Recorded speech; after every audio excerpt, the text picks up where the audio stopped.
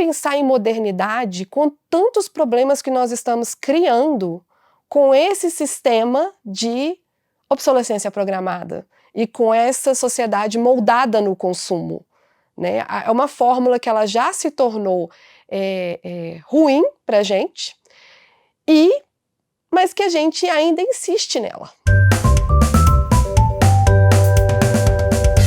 Se a gente pudesse datar, né, algo quando ela começa nas primeiras décadas do século passado, e a gente pode citar aí o caso aí da General Motors, quando os carros já estavam chegando numa questão assim de todo mundo, né, um mercado saturado. Todo mundo já que tinha poder aquisitivo para ter um ou para manter um, já tinha, e eles fizeram uma iniciativa de fazer alguma mudança para que anualmente eles pudessem trocar. E aí juntou a química do DuPont, que passou a ter aí um capital, né, nessa empresa, e eles resolveram colocar aí os carros coloridos, como a gente costuma conhecer aí nos dias de hoje. E também, assim, o termo obsolescência programada, ele foi cunhado por Bernard London quando da Grande Depressão dos Estados Unidos, em 1929, para poder, assim, uma estratégia de saída a partir, né, dessa produção em série, com vistas no consumo e geração de divisas. Então, se a gente pudesse fazer assim, o início, né, o primórdio aí da questão da obsolescência programada. Ao longo do tempo, isso vai adquirindo outras interfaces. Existe até a questão de separar, né, a obsolescência programada em termos aí pelo lado da produção, da fabricação, da parte do consumidor e da parte também do aporte tecnológico, porque a tecnologia muda ao longo do tempo, o que pode tornar algumas peças, alguns itens, alguns bens, né, obsoletos. Os malefícios são vários, né? A gente tem os malefícios aí, os que são mais pontuados seria aí na questão socioambiental, porque a gente tem essa questão do descarte muito grande. Então, se nós formos olhar, por exemplo, o lixo eletrônico que nós geramos, existe até um monitor, uma espécie de monitor sobre isso, que é da ONU, o Global E-Waste, em que ele tem uma pesquisa lançada em 2020, onde a gente tem aí uma concentração, uma geração desse lixo de 53,6 milhões de toneladas de lixo eletrônico. E os maiores geradores seriam, então, a China, a Índia, o Japão, os Estados Unidos e, em quinto lugar, aí, ranqueando o Brasil.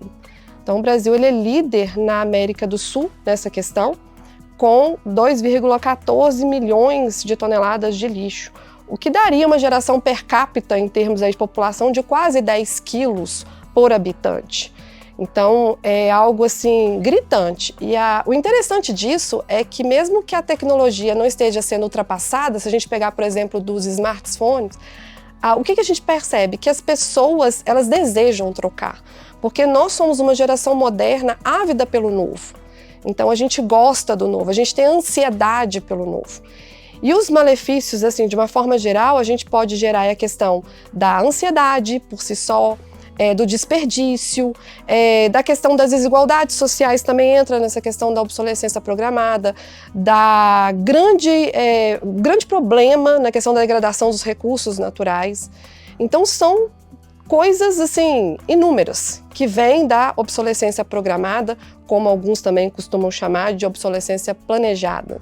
Para os aparelhos durarem mais, a gente tem estratégias para isso. Recentemente agora, a grande sul-coreana, que é a Samsung, lançou aí o Galaxy S22.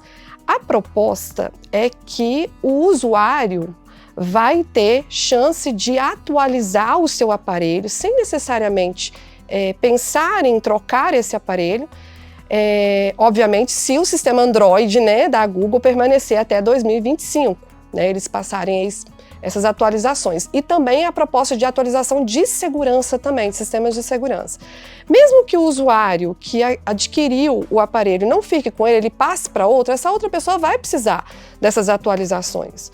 Então é algo assim, bem novo, é um exemplo de uma estratégia nesse sentido, e é bem diferente de um passado recente, quando a gente viu aí empresas como a HP, que sofreram multas, porque fazendo impressoras que elas tinham uma validade, né, no seu processo de impressão, quando elas davam a mensagem que o cartucho já não tinha mais tinta, e o cartucho ainda tinha tinta.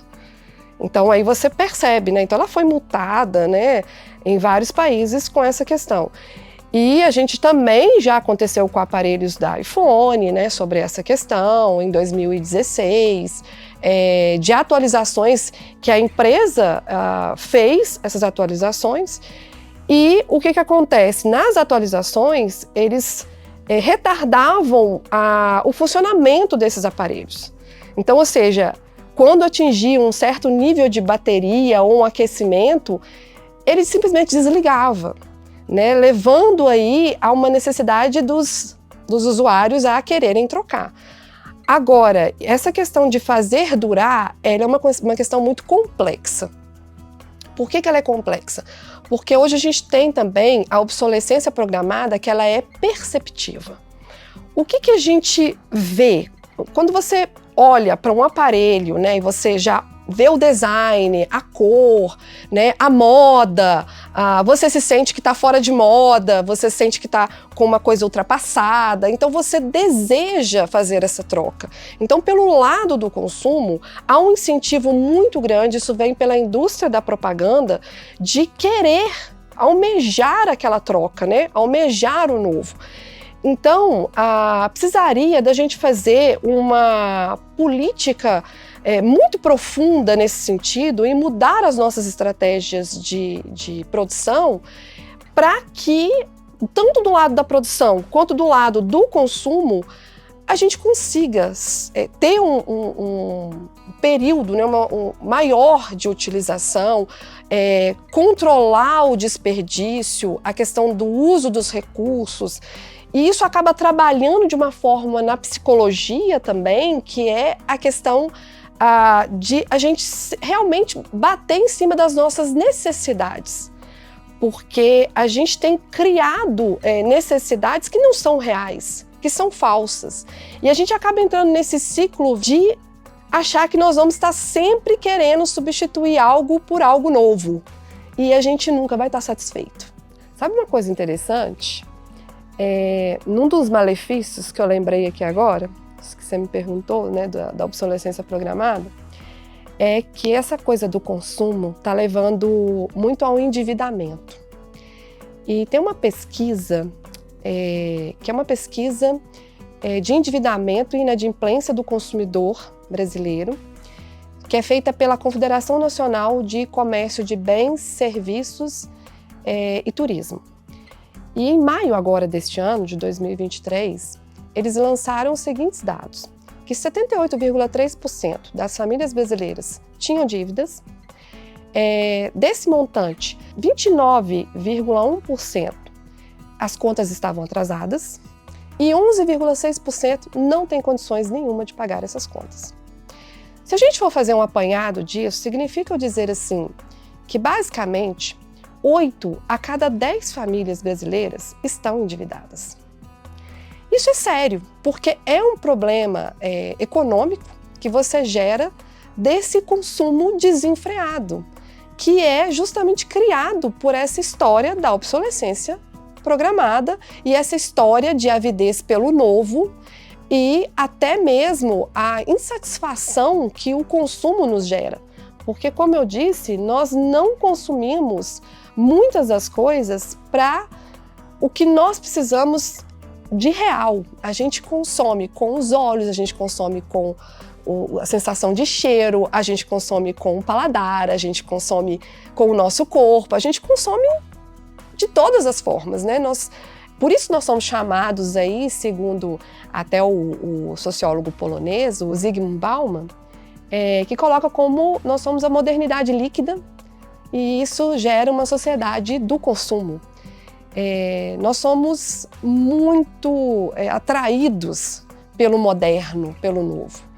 E aí eu trago uma citação do Bruno Latour, que fala o seguinte, tem um livro que até o título do livro é assim: Jamais fomos modernos.